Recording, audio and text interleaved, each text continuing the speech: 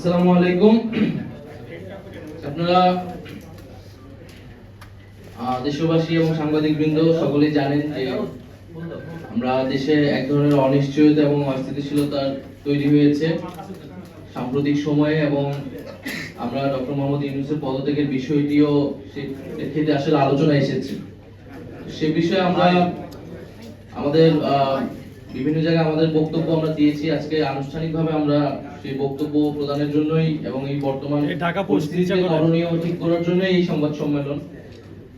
আমরা যেটা আমাদের সদস্য সচিব বললেন যে একটা গণঅভ্যুত্থানের প্রেক্ষিতে ডক্টর মোহাম্মদ ইউনূস উনি আসলে সরকারের দায়িত্ব নিয়েছিলেন, এবং এই অন্তর্বর্তী সরকার কাছ থেকে আমাদের প্রত্যাশা আছে যে গণঅভ্যুত্থানের আকাঙ্ক্ষা, যেটা বিচার এবং সংস্কার এবং পরবর্তীতে মানুষের ভোটাধিকার নিশ্চিতের জন্য শান্তিপূর্ণ ক্ষমতা হস্তান্তর অর্থাৎ নির্বাচনের দিকে বাংলাদেশ যাবে।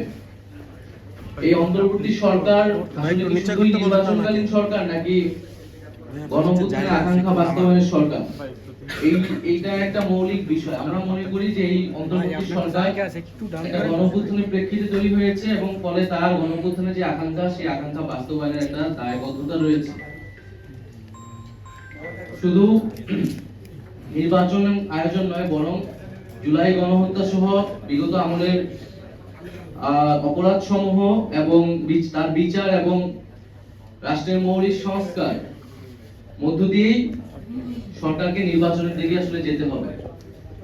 আমরা আমাদের প্রত্যাশা বা আমাদের আহ্বান থাকবে যে ডক্টর মোহাম্মদ ইউনূস তিনি দায়িত্বে থেকেই রাজনৈতিকভাবে সকল পক্ষের সাথে আলোচনা করে একটা সমাধানের দিকে যাবেন।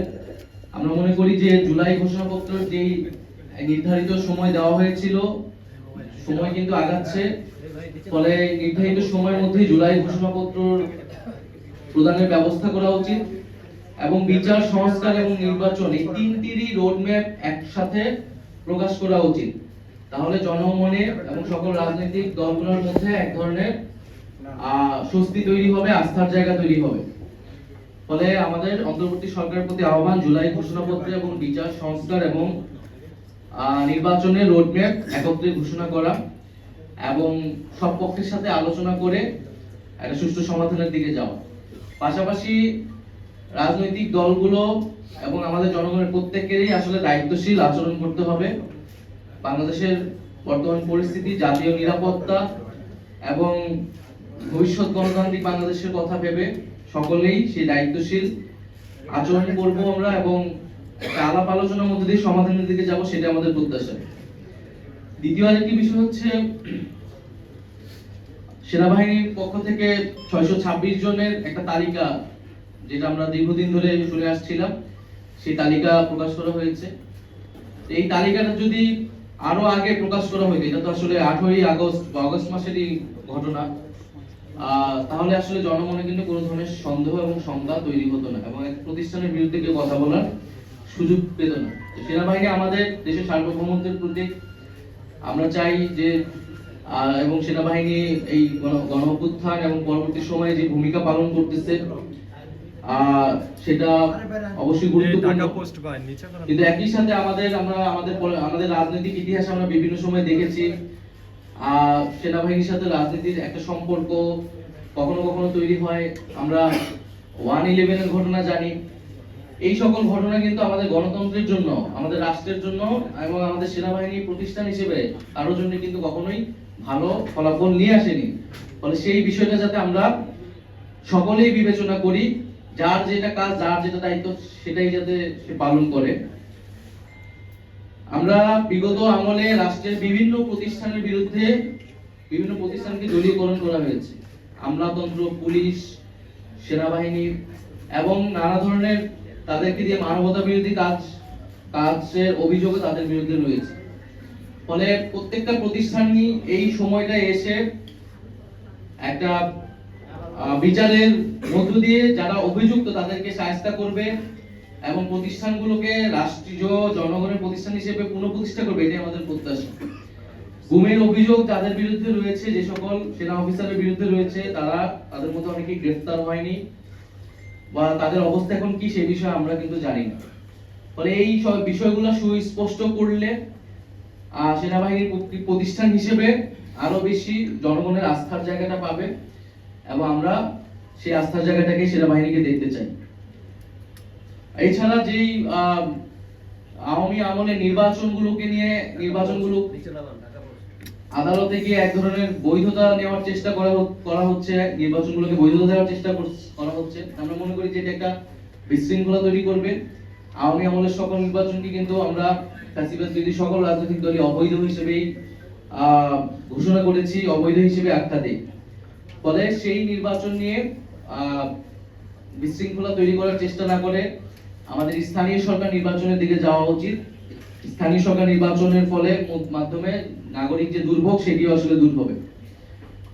আমরা নির্বাচন কমিশন নিয়ে বলেছি, নির্বাচন কমিশন আমাদের যে কর্মসূচি ছিল, নির্বাচন কমিশন যে নিরপেক্ষতা, যে আস্থা, সেই আস্থাটা হারিয়েছে বলে আমরা মনে করছি। নির্বাচন কমিশন যদি সেই আস্থার জায়গা ধরে রাখতে না পারে তাহলে এই নির্বাচন কমিশনের পক্ষে একটা সুষ্ঠু নির্বাচন দেওয়া সম্ভব নয়। ফলে নির্বাচন কমিশনকে সেই আস্থার জায়গায় আসার চেষ্টা করতে হবে অথবা তাকে দায়িত্ব ছেড়ে দিতে হবে বলে আমরা মনে করি। সর্বশেষ যে দুই ছাত্র উপদেষ্টা অন্তর্বর্তী সরকারে রয়েছে তাদের সাথে জাতীয় নাগরিক পার্টির কোনো সম্পর্ক নেই। তারা গণ অভ্যুত্থানের প্রেক্ষিতে গণ অভ্যুত্থানের প্রতিনিধি হিসেবেই সেই সময় সরকারে গিয়েছিলেন, আমিও তাদের মধ্যে সেই সময় একজন ছিলাম। তারা যদি রাজনীতি করতে চায়, নির্বাচন করতে চায়, তাহলে তারা সরকারের থেকে সেটা পারবে না, তখন তারা সরকার থেকে বের হয়ে তাদের মতো সিদ্ধান্ত নেবে। কিন্তু তাদেরকে জাতীয় নাগরিক পার্টির সাথে সংযুক্ত করে এক ধরনের অপপ্রচার এবং তাদেরকে হেয় করার চেষ্টা করা হচ্ছে। আমরা বলবো যে এটি খুবই উদ্দেশ্যমূলক। গণঅভ্যুত্থানের প্রতিনিধি আকারে তারা গিয়েছে। আমাদের শহীদ পরিবার এবং আহতদের পুনর্বাসন, বিচার, সংস্কার, এই গণঅভ্যুত্থানের আকাঙ্ক্ষাগুলো তদারকি করার জন্য তারা গিয়েছিল। ফলে এটা তাদের সিদ্ধান্ত, তারা সরকারের থেকে কখন বের হবে বা আদৌ হবে কিনা। কিন্তু আমরা আমাদের প্রত্যাশা যে গণঅভ্যুত্থানের আকাঙ্ক্ষার ভিত্তিতে সরকার গণঅভ্যুত্থানের বৈধতা, সেই আকাঙ্ক্ষাগুলো বাস্তবায়নে ছাত্র উপদেষ্টা সহ সকল উপদেষ্টা একত্রে কাজ করবে। ফলে দুইজন ছাত্র উপদেষ্টাকে জাতীয় নাগরিক পার্টির সাথে সংযুক্ত করে যে অপপ্রচার, আমরা তার নিন্দা এবং প্রতিবাদ জানাচ্ছি। সামগ্রিক বিষয়ে কয়েকটা বিষয় আমাদের আজকে আলোচনা ছিল। আমাদের মনে হয়েছে যে আমাদের স্পষ্ট করা প্রয়োজন জাতির সামনে। আপনাদের যদি প্রশ্ন উত্তর থাকে আমরা সেই প্রশ্নের প্রেক্ষিতে বাকি আলোচনা করব।